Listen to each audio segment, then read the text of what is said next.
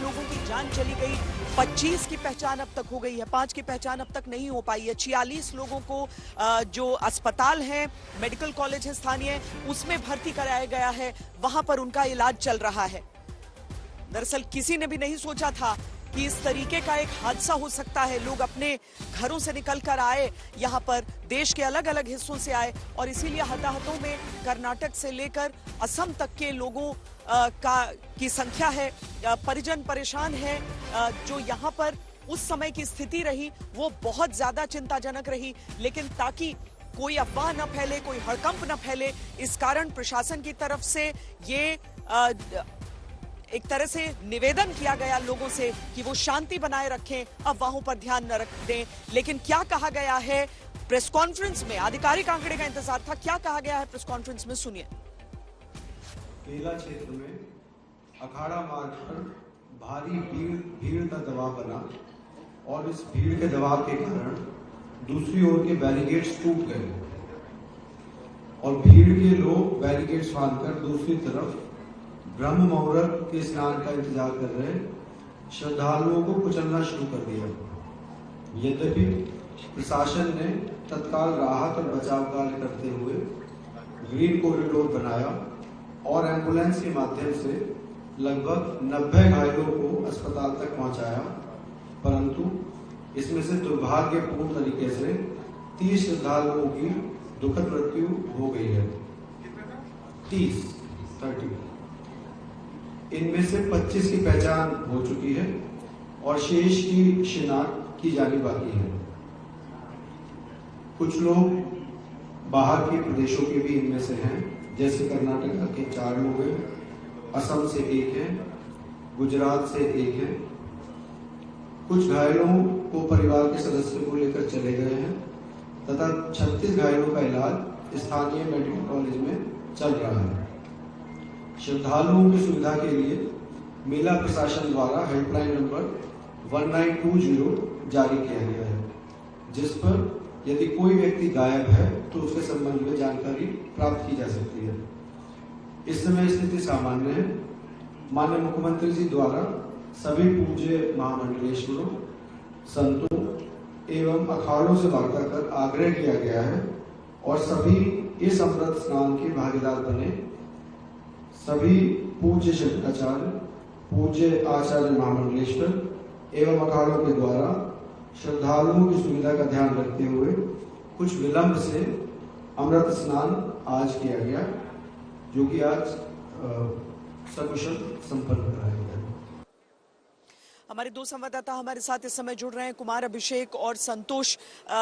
अभिषेक, पहले ये बताइए कि 25 लोगों की बताई जा रही है कि पहचान कर ली गई है। क्या उनका जो पार्थिव शरीर है वो परिवारों को सौंप दिया गया है? क्या इस बाबत कुछ जानकारी है?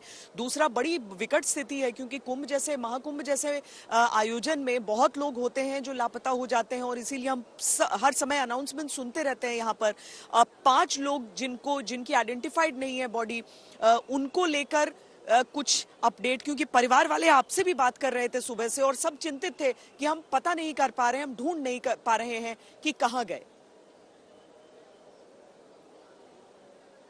श्वेता, देखिए ये आंकड़ा बढ़ सकता है। मैं आपको बताऊं 30 का आंकड़ा भी सरकार ने दिया है और 90 लोग घायल हैं।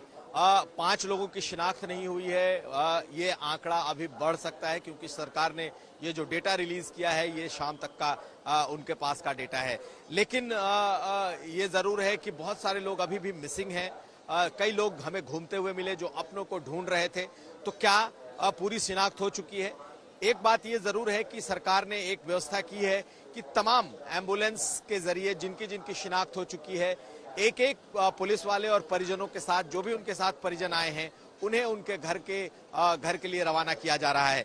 यानी कि पंचनामा, पोस्टमार्टम कराने के बाद बॉडीज को उनके परिजनों के साथ और पुलिस वालों के साथ लगातार सरकार इस मेडिकल कॉलेज से रवाना कर रही है। और अभी से करीब 2 घंटे पहले तक जो हमारी जानकारी है, जो हमारे रिपोर्टर्स ने बताया है, उसके मुताबिक तकरीबन 20 से ज्यादा लोगों के शव उनके घर को रवाना कर दिए गए हैं। लेकिन अभी भी कई ऐसे लोग मुझे भटकते हुए मिले हैं जो अस्पताल का पता पूछ रहे हैं कि कहाँ है अस्पताल, क्योंकि श्वेता, आपको भी मालूम है कि इस पूरे मेला क्षेत्र में किसी को इस बात की जानकारी नहीं है कि आखिर कौन सा सेक्टर कहाँ है, कौन सा अस्पताल कहाँ है। जरूर ये बात अलग है कि मैप बनाए गए हैं, तीर के निशान लगाए गए हैं, लेकिन जो आदमी दूर से चला आ रहा है उसे इससे मतलब नहीं होता कि कौन सा अस्पताल कहाँ है और कौन सा दफ्तर कहाँ है। तो बहुत सारे लोग मुझे बहुत सारे लोग मुझे ढूंढते हुए मिले जो अभी भी अपने परिजनों को ढूंढ रहे हैं। तो ये आंकड़ा बढ़ सकता है, इसमें कहीं कोई मुझे गुंजाइश दिखती नहीं। अब देखना यह है कि आंकड़ा कहां तक जाकर रुकता है।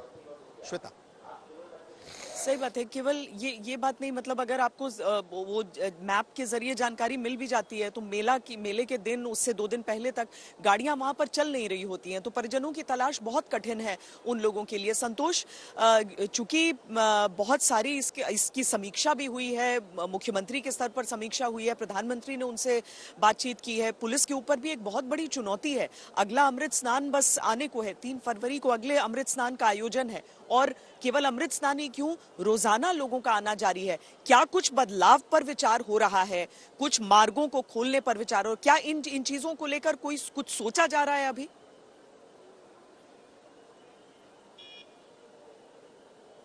देखिए, ये इतनी बड़ी घटना थी कि जिसके बाद प्रशासन को सबक लेना बहुत जरूरी है, और इसी के चलते आज जब दोनों ही अफसर जो मेला क्षेत्र के डीआईजी थे वैभव कृष्ण ब्रीफ कर रहे थे, तो सीधे से उन्होंने एक बात कही कि आज कोई भी वीवीआईपी मूवमेंट नहीं था। यानी कि उन्होंने इस बात को खारिज किया कि लोग जो कह रहे थे कि वीवीआईपी मूवमेंट की वजह से आम आदमी परेशान है, तो उन्होंने ये बात खारिज कर दी। और दूसरी बात कि अब जितने भी बड़े स्नान होंगे, चाहे वो 29 के बाद अब 3 तारीख का हो, और उसके बाद जितने भी स्नान है, आखिरी के 26 फरवरी का आखिरी स्नान होगा, तो इन सारे स्नानों पर वीवीआईपी मूवमेंट 0 कर दिया जाएगा। नंबर 1। नंबर 2, जो लापता हैं उनके लिए एक हेल्पलाइन नंबर जारी किया गया 1920 से उन लोगों ने बाकायदा आप अगर कोई लापता है तो उस पर डायल करने के बाद वो बताएंगे कि वो घायल अगर है तो कहां पर वो एडमिट कराए गए हैं। इस बात की अभी सुविधा दी गई है। लेकिन सबसे बड़ी बात कि 17 घंटे श्वेता जी लग गए इनको ये 30 मौतों का आंकड़ा ढूंढने में। जब 5 मिनट में दावा किया जा रहा है कि एम्बुलेंस पहुंच गई, 5 मिनट में सारे डॉक्टर्स अवेलेबल थे, तो 17 घंटे का मार्जिन लिया गया, 17 घंटे का वक्त लग गया ये आंकड़े बताने में, और उसमें 90 लोगों को पहुंचाया गया अस्पताल, जिसमें 30 लोगों की मौत हो गई, 25 की शिनाख्त हुई, यानी कि 5 लोग अभी भी ऐसे हैं जिनकी शिनाख्त नहीं हुई है।